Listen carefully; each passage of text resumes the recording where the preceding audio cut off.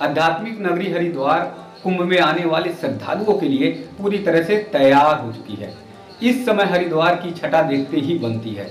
चारों तरफ कुंभ की तैयारियां चल रही हैं और करीब करीब अंतिम रूप तैयारियों को दिया जा रहा है। वैसे तो कुंभ दुनिया के सबसे बड़े धार्मिक आयोजनों में माना जाता है। दुनिया में कहीं पर भी इतना बड़ा आयोजन नहीं होता है। ये सिर्फ भारत में होता है और भारत में भी 4 स्थानों पर होता है। प्रयाग में होता है, हरिद्वार में, उज्जैन में और नासिक में। इस बार 2021 का जो कुंभ लग रहा है वो हरिद्वार में पवित्र मां गंगा के आंचल में या मां गंगा के गोद पर लग रहा है, जहां पर लाखों की संख्या में श्रद्धालु पहुंचकर आस्था की डुबकी लगाएंगे। सबसे जो खास बात है वो ये शाही पर्व स्नान को लेकर लोगों में सबसे ज़्यादा उत्सुकता है। ऐसा माना जाता है कि जब शाही स्नान होता है तो साक्षात अमृत की बारिश होती है और ये अमृत की बारिश के सबसे बड़े जो पात्र बनते हैं वो साधु संत सन्यासी बनते हैं। और इसीलिए शाही स्नान में साधु संत सन्यासी नागा बाबाओं के लिए सबसे उत्तम व्यवस्था की जाती है।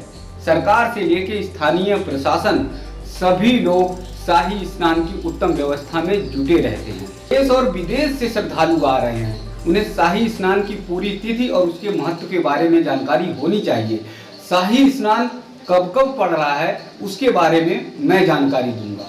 पहला जो शाही स्नान पड़ रहा है वो 12 मार्च को यानी महाशिवरात्रि को। महाशिवरात्रि का दिन भगवान भोलेनाथ, भगवान शिव का होता है, भगवान शंकर का होता है, सबसे उत्तम दिन है। और ऐसा माना जाता है कि धरती पर गंगा को उतारने का जो श्रेय है वो भगवान शिव को जाता है।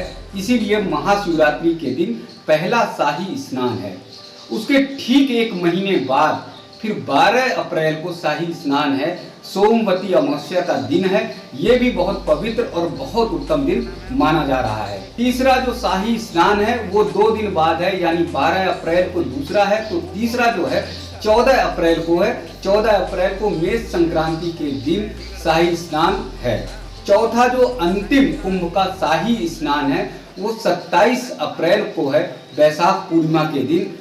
ये दिन भी शाही स्नान के लिए सबसे उत्तम और सबसे पवित्र माना जा रहा है। ये 4 शाही स्नान के लिए प्रशासन ने बहुत अच्छी तैयारी कर रखी है। और आप सभी लोग देखते होंगे, पहले जो कुंभ के दृश्य आप सभी लोगों ने देखा होगा। शाही स्नान खासकर साधु संत सन्यासियों का उत्सव का पर्व होता है, अपनी शक्ति प्रदर्शन का पर्व होता है। और इसीलिए जब सन्यासी, साधु संत सन्यासी जाते हैं, अखाड़े के लोग जाते हैं, तो वो नाचते घूमते मस्ती में कीर्तन और भजन करते हुए जाते हैं। और सभी अखाड़े अपनी शक्ति और ताकत का परिचय दिखाते हैं कि उनका अखाड़ा कितना मजबूत है, उनके अखाड़े में कितने साधु और संत सन्यासी जुड़े हुए हैं। तो आप सभी लोग तैयार हो जाइए कुंभ की इस तरह की जानकारी पाने के लिए। मैं लगातार आप सभी को जानकारी देता रहूंगा कुंभ से जुड़ी हुई नई